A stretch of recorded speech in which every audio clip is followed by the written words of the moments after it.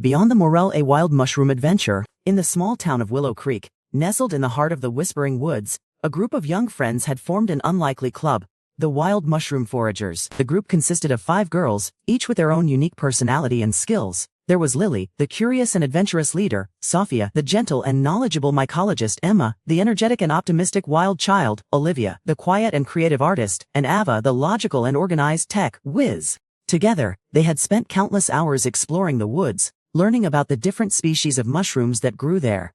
They would spend their days foraging for edible varieties, studying their habitats, and recording their findings in a shared journal. One sunny afternoon, as they were making their way through a particularly dense thicket, Sophia suddenly stopped and pointed to a small clearing. "Look! A rare morel mushroom!" she exclaimed. The girls gathered around the morel, marveling at its unique honeycomb-like appearance. But as they reached for it, they noticed something strange. The mushroom seemed to be growing in a peculiar pattern, as if it was being cultivated by someone or something. Curious, the girls decided to investigate further. They followed the pattern of mushrooms, which led them deeper into the woods, until they stumbled upon an old, hidden path. The path was overgrown with weeds and vines, but it seemed to be well trodden, as if someone had been using it recently. As they made their way down the path, they heard a faint humming noise, growing louder with each step. Suddenly, they emerged into a clearing, where they found an old, rustic cabin surrounded by a garden filled with all manner of wild mushrooms. An elderly woman emerged from the cabin, her silver hair tied back in a ponytail and a warm smile on her face. "Welcome, young foragers," she said. "I've been expecting you." The girls were taken aback, but they soon found themselves chatting with the woman, who introduced herself as Granny Rose. She explained that she had been living in the cabin for over 40 years, cultivating and studying wild mushrooms. Granny Rose took the girls on a tour of her garden, showing them the various species she grew, and explaining their medicinal properties. The girls were amazed by her knowledge and enthusiasm. But as they explored the garden, they began to notice that something was amiss. Many of the mushroom varieties seemed to be withering away. Granny Rose noticed their concern and sighed.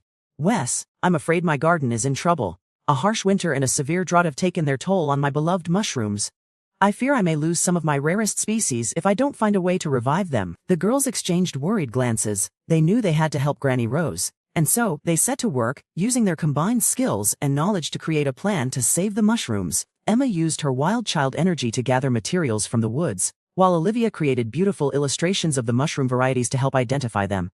Ava worked on a system to irrigate the garden, using her tech skills to rig up a network of pipes and hoses.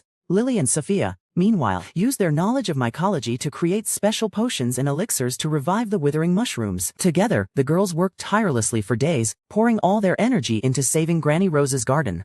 And slowly but surely, the mushrooms began to recover. New growth sprouted from the earth, and the colors of the fungi deepened and brightened. Granny Rose was overjoyed. "You dear girls have saved my life's work," she exclaimed, hugging each of them tightly. "I knew I could count on you to help me. You are true wild mushroom foragers, through and through." The girls beamed with pride as they sat down to a feast of wild mushroom dishes, prepared by Granny Rose herself. As they ate and laughed together, they knew that their friendship and teamwork had truly made the impossible possible. Thank you for watching. Thanks for watching my short stories. Subscribe for more. Yes.